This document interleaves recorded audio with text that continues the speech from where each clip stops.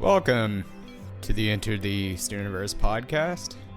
You'll probably notice that the Bearded Waltz is not the intro music for this episode, and it's because I reluctantly am here today to sort of pimp my new quote-unquote single, Mora, which is available on Bandcamp and YouTube currently, and within the next week will be on Spotify, all your streaming platforms, yada yada. It's funny because the main focus of this show in particular was sort of to pimp my endeavors in some way or another. And now that I've made something and put it out, talking about it makes me feel like such a douchebag. Which led me to think maybe I just am a douchebag. I've listened to too many middle-aged, divorced, neurotic comics like, Mark Maron, and who is the fact that he can get on mic and talk about these things and rant for an hour and a half, and I find it entertaining, has been a huge inspiration to me. Sort of like the unraveling of one's psyche in a way that's cathartic and funny or entertaining in some way, has been a huge inspiration to me. But that's a long-winded way of saying that now that I've made something, it feels so gross to talk about, but here we are, because that's what you gotta do. It's funny how you have these goals, and when you get closer, I don't know if it's because I'm like subconsciously afraid of, the two people who like it to like it, or what, but it feels gross. Something about it just feels gross. So, a little backstory. Let's talk about the actual fucking song that's playing in the background instead of me just ranting incoherently. The intro was an idea that I had for... It was one of the first ideas that I'd ever sort of came up with when I started dicking around with guitar. I didn't take it very seriously, and I still only take it semi-seriously, to be perfectly honest. I go through phases where it's like, oh, I want to get better, and then, oh, I just want to write. So it was one of the first things I came up with a sort of weird tapping style that wasn't to be flashy. My left hand sucks. It just does. I made excuses for years on the fact that that stems from nerve damage that I had gotten when I was born. I was a suicidal baby that wrapped the umbilical cord around my neck and was born not breathing, but I used that as a crutch or as an excuse for years and years, and at this point in my life, I'm tired of making excuses. I've got a weak left hand, and it's gotten better, and the fact that it's gotten better proves that me using that as an excuse is not valid.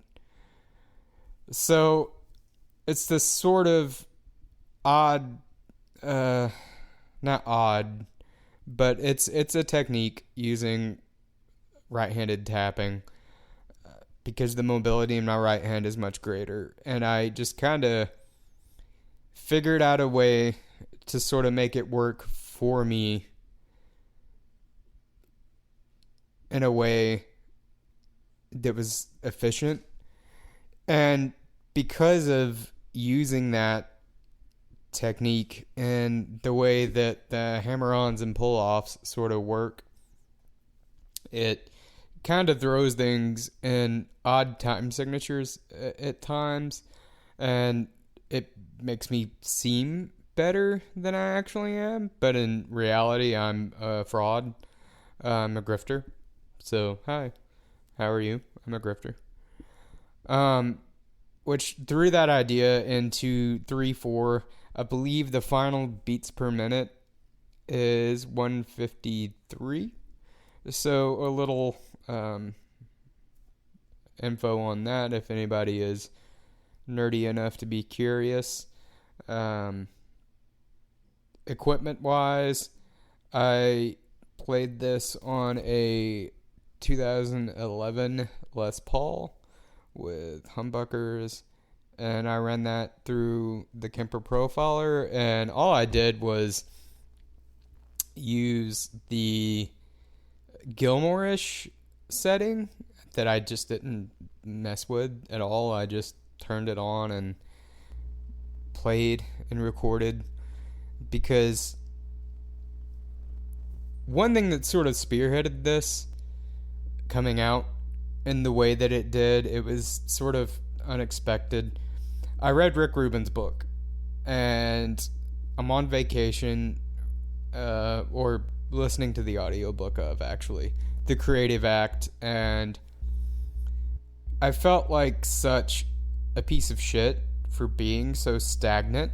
I know years ago, back before bedroom recording and production became huge, like literally like a couple of years before, a buddy of mine, Rick Boyd, who is a great musician himself, I believe he's Aerosphere Audio on YouTube, but we were sitting there talking, and it's like, man, if we just had a way to record these ideas, that would be it. That's all we need, is a way to record these ideas. Well, cut to years later, and both of us getting everything we need to make something with, and next thing you know, we're doing nothing, which is the case with a lot of people who sort of lust for these pieces of gear that it's like, oh, you know, if I have this, I can make this finally. Well, all it leads to, I think, for most people, is a hard drive full of just bits and pieces of ideas, which I very much have, and I'm trying to force myself to sort of finish those. But I decided to commit to this idea that I'd never actually recorded, that I've had for most of my life now, and finish it, and commit to finishing it.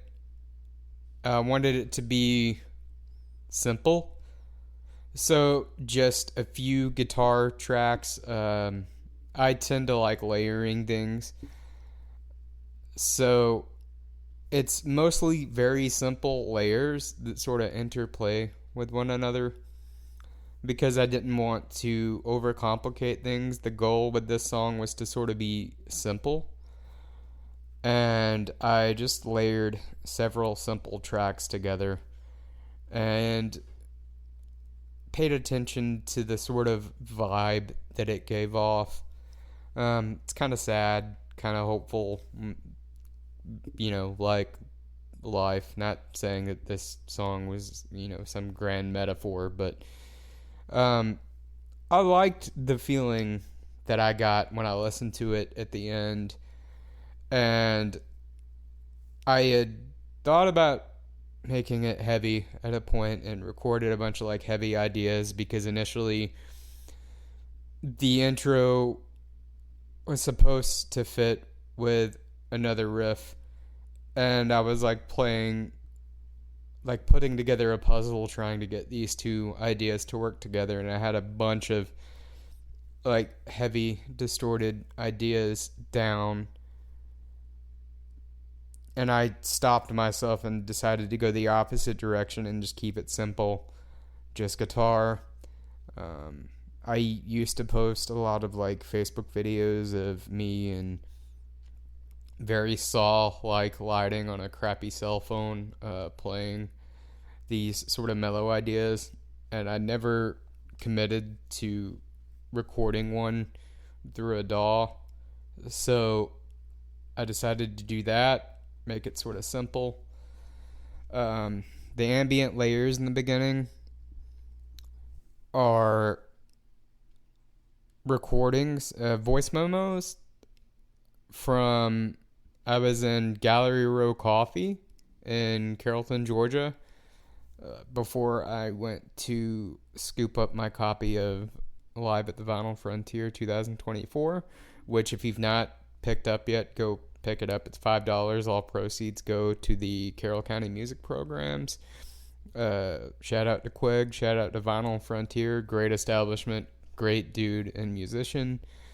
But before I went in there, I went and just grabbed a coffee from the coffee shop, and it was packed. I mean, it was right before Christmas. Everybody's doing shopping. And something about sitting there, listening to the sort of ambient sounds of the crowd and the establishment running, struck me as oddly soothing.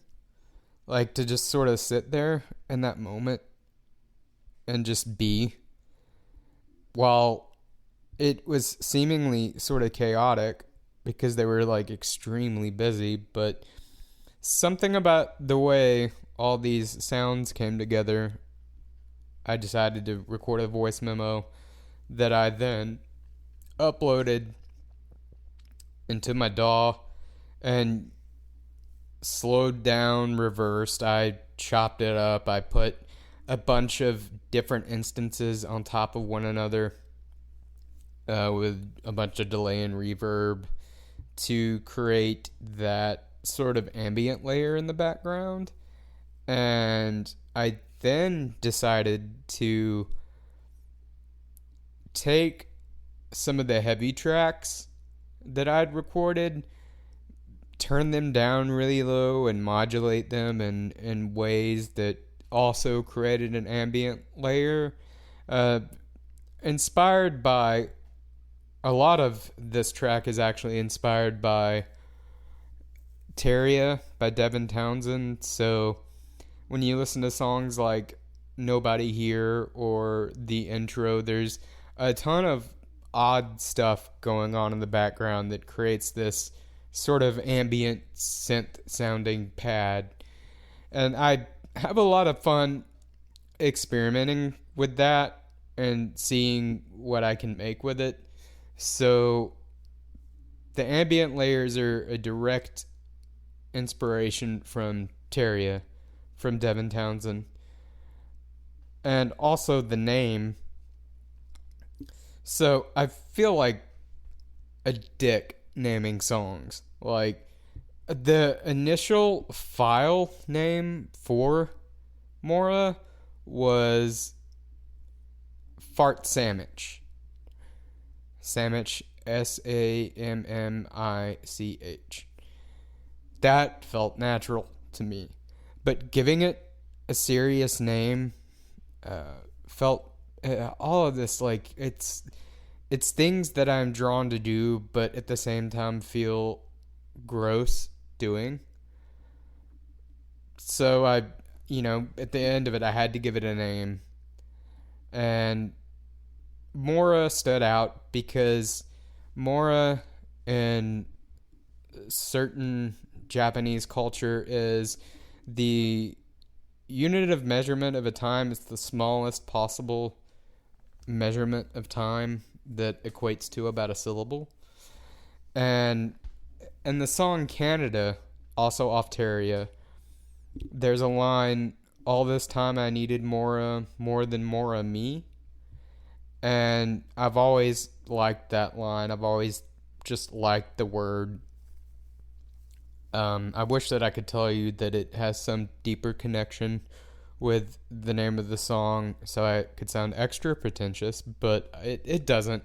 I like the word. I like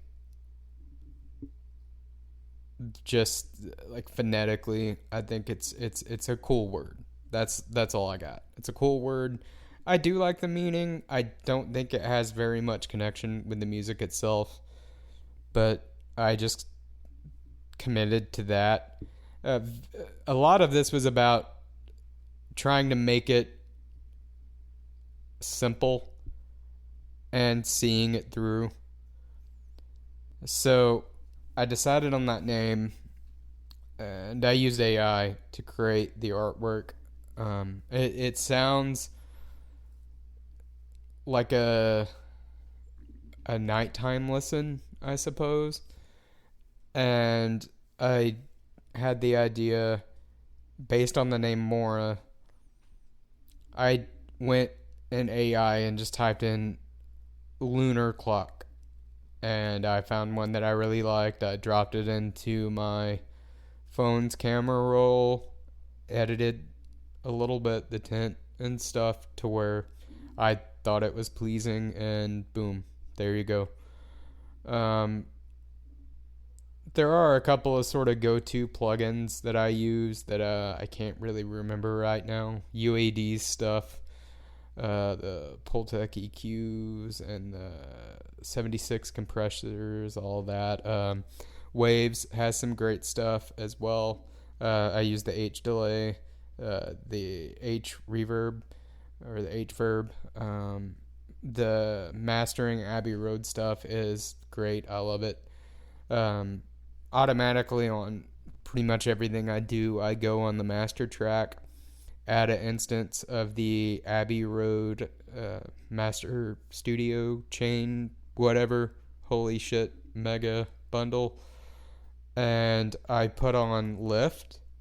It's a setting from like major apple bottom jeans or something or another, and I put that on because I just like the way it sounds. And I went to use like a free mastering service, and I did a comparison of the way it sounded with that and without that, and I came to the conclusion that I actually kind of liked it better without it. So I just left it and called it. I very much saw myself going down the rabbit hole of overcomplicating this idea in a lot of ways, as I tend to do with pretty much all of life. I don't know if it's some type of emotional masochism or what, but I stopped myself. I had to force myself to like, all right, this is really all it needs. Like, it's fine. And it doesn't,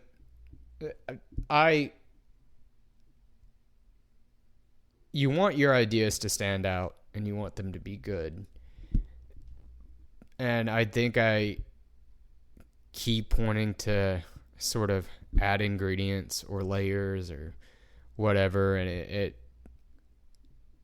starts to take away and crosses that diminishing returns threshold. So I decided just to call it where it was, put it out, because I don't make enough stuff. Again, it's like, now that I have all the tools to make whatever the fuck I want, I'm doing nothing with it except like getting really into an idea like that's like 30 seconds and then forgetting about it for the rest of my life. I want to focus more on seeing things through, seeing projects through. And it was kind of more of a exercise for myself than anything. I hope everybody enjoys it, that it does listen. And if you've made it this far into the podcast or stuck with me this long with the podcast, thank you so much.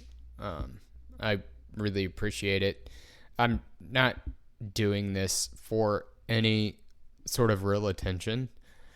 It's more of just fun, and I want to make things and want to self-promote, self-release. I have this weird sense of I have to do everything myself as opposed to bringing other people in, and that's a mental defect that I need to work on. But if you've stuck around this long, be it in life or as a listener or whatever, thank you. Be sure to take care of yourself. Gently push yourself in life to where you're maybe 15% out of your comfort zone. Because I think we need that. We don't need to be uncomfortable to the point of misery, but I think some mild discomfort in life pushes you to take the next step in your personal evolution, be it whatever way that is. I know that everything is sort of presented in a way that everything is falling apart, but it's really not as bad as it seems. Keep in mind that, as long as you've got like food, water, sleep, the basics,